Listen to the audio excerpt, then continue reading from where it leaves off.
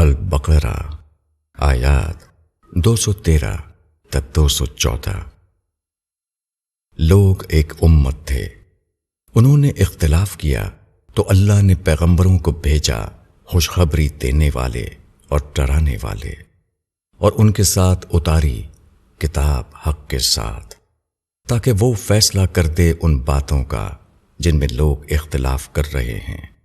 اور یہ اختلافات انہی لوگوں نے کیے جن کو حق دیا گیا تھا، بات اس کے کہ ان کے پاس کھلی کھلی ہدایات آ چکی تھیں، آپس کی ضد کی وجہ سے۔ پس اللہ نے اپنی توفیق سے حق کے معاملے میں ایمان والوں کو راہ دکھائی جس میں وہ جھگڑ رہے تھے، اور اللہ جس کو چاہتا ہے سیدھی راہ دکھا دیتا ہے۔ کیا تم نے یہ سمجھ رکھا ہے کہ تم جنت میں داخل ہو جاؤ گے، حالانکہ ابھی تم پر وہ حالات گزرے ہی نہیں جو تمہارے اگلوں پر گزرے تھے؟ ان کو سختی اور تکلیف پہنچی اور وہ ہلا مارے گئے، یہاں تک کہ رسول اور ان کے ساتھ ایمان لانے والے پکار اٹھے کہ اللہ کی مدد کب آئے گی؟ یاد رکھو اللہ کی مدد قریب ہے۔ تشریح۔ دین میں اختلاف تعبیر و تشریح کے اختلاف سے شروع ہوتا ہے۔ یہ ہر ایک اپنے ذہنی سانچے کے مطابق خدا کے دین کا ایک تصور قائم کر لیتا ہے۔ ایک ہی کتاب ہدایت کو مانتے ہوئے بھی لوگوں کی رائے الگ الگ ہو جاتی ہیں۔ اس وقت اللہ اپنے چنے ہوئے بندے کے ذریعے امر حق کا اعلان کراتا ہے۔ یہ آواز اگرچہ انسان کی زبان میں ہوتی ہے اور بظاہر عام آدمیوں جیسے ایک آدمی کے ذریعے بلند کی جاتی ہے، تاہم جو سچے متلاشی حق ہیں وہ اس کے اندر شامل خدائی گونج کو پہچان لیتے ہیں اور اپنے اختلاف کو بھول کر فوراً اس کی آواز پر لبیک کہتے ہیں۔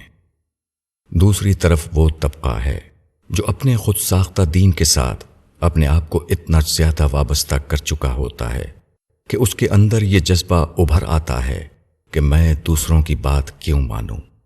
اس کے اندر ضد کی نفسیات پیدا ہو جاتی ہے، یہاں تک کہ وہ اسی چیز کا انکار کر دیتا ہے جس کا وہ اپنے خیال کے مطابق علم بردار بنا ہوا تھا۔ حق جب روشن دلائل کے ساتھ آ جائے اور اس کے باوجود آدمی اس کا ساتھ نہ دے تو اس کی وجہ ہمیشہ یہ ہوتی ہے کہ آدمی کو نظر آتا ہے کہ اس کا ساتھ دینے میں اس کی خوش گمانیوں کا محل ڈھہ جائے گا، اس کے مفادات کا نظام ٹوٹ جائے گا، اس کی آسودہ زندگی خطرے میں پڑ جائے گی، اس کا وقار باقی نہیں رہے گا۔ مگر یہی وہ چیز ہے جو اللہ کو اپنے وفادار بندوں سے مطلوب ہے۔ جس راستے کی دشواریوں سے گھبرا کر آدمی اس پر آنا نہیں چاہتا، وہی وہ راستہ ہے جو جنت کی طرف لے جانے والا ہے۔ جنت کی واحد قیمت آدمی کا اپنا وجود ہے۔ آدمی اپنے وجود کو فکر و عمل کے جن نقشوں کے حوالے کیے ہوئے ہے، وہاں سے اکھاڑ کر جب وہ اس کو خدا کے نقشے میں لانا چاہتا ہے تو اس کی پوری شخصیت ہل جاتی ہے۔ اس میں اس وقت اور زیادہ اضافہ ہو جاتا ہے جبکہ اس کے ساتھ وہ خدا کے دین کا دائی بن کر کھڑا ہو جائے۔